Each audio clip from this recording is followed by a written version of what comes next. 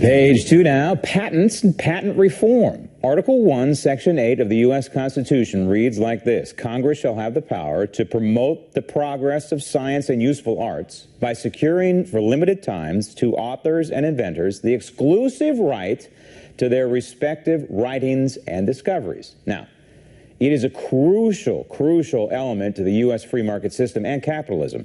And on Capitol Hill, Congress is looking at stopping so-called patent trolls. Now, these are attorneys and the like trolling for patent infringements. A bill in the House fights frivolous patent litigation.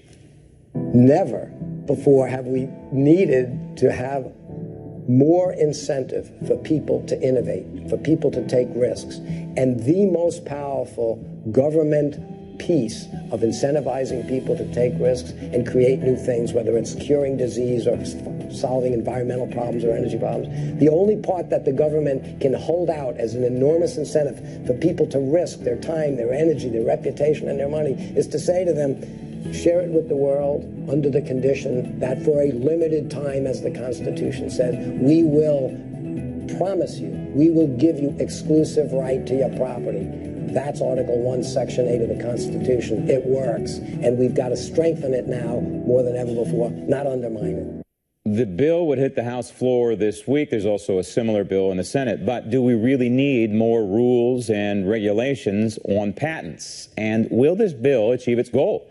Joining me now from our bureau in Washington, D.C., the president of the Market Institute, Charlie Sauer. Okay, Charlie, we all agree patents are very important, of course, to the free market system. What would this bill do? How would it strengthen patents? Is it good or is it bad?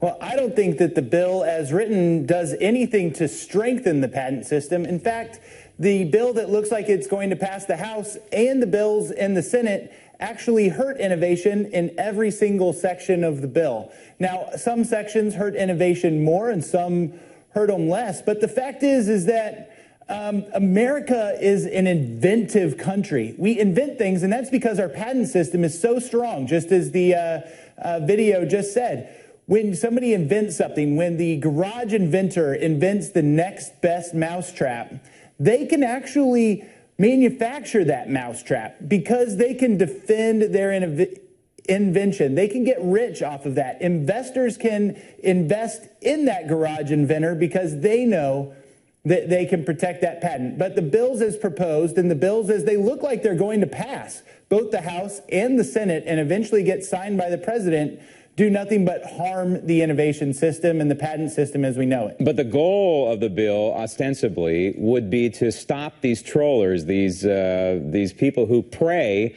on folks who may or may not be infringing on a patent. Either way, it's probably going to cost them a lot of money. Yeah, so I actually like looking at the patent troll debate in two separate arguments. One are these frivolous demand letters, and I actually call these guys spammers. So it's just like the Prince email that you get in your inbox every day. You should just delete it. Some lawyers are sending out demand letters to small businesses that don't have a lawyer, and they're saying, hey, we have a patent on X, but we're claiming that it does A through Z. Send us money. And, you know, some businesses actually write them a check and send it to them.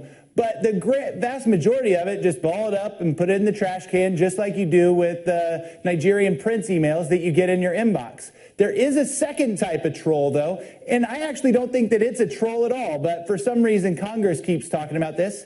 If I invented something and you stole it, you wouldn't have a problem with me suing you for that because I invented it.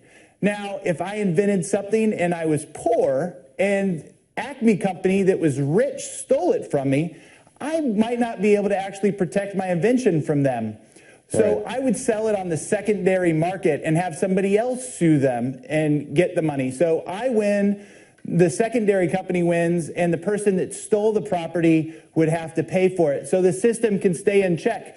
Now, I don't see anything wrong with that. Edison didn't see anything wrong with that. Some of the best inventors of our time have been good actors in the secondary market, but Congress is looking to curb that secondary market and give a monopoly to the biggest companies in our country. So it's the secondary market they're after then in this case. So what happens if I'm a small business person and I see Google is all of a sudden infringing on one of my patents and I don't have a lot of money to go after them? Does the equation get changed at all concerning that? Well, if this bill passes, it becomes harder to go after Google. You look, before you sue Google, you have a higher chance that if you lose, fees might be shifted towards you. You might have to pay more on discovery costs. You might have to disclose more of your company. There's all sorts of things that if this bill passes, Google has a better opportunity to get away scot-free of stealing your invention. And stories like this go on all of the time, but this bill just makes it harder to enforce your rights. And if you make it harder to enforce a patent right, you lower the incentive to innovate, you lower the value of intellectual property, which means you get less investment, and that means less job growth and lower economic growth. I've still yet to figure out why they're moving this bill so fast. This passed out of Judiciary Committee the day before members left for Thanksgiving break. The deadline for amendments was 4:00 p.m. the Monday that they got back from Thanksgiving. And it looks like that was this Monday. It looks like it's going to be on the floor on Thursday. The only congressman that I know that was doing anything about this was Congressman Massey from Kentucky. He has 29 of his own patents, and he was trying to figure out all weekend what he could do. So he's got one amendment that made it through, and I'm not even confident that his is going to get that many votes, but I'm supportive of him and trying to help him out. All right. Well, if their effort is to stop frivolous lawsuits, it looks like maybe they're off the mark on this one. Charlie, thanks. Coming up next, the dangers of immigration reform, so-called.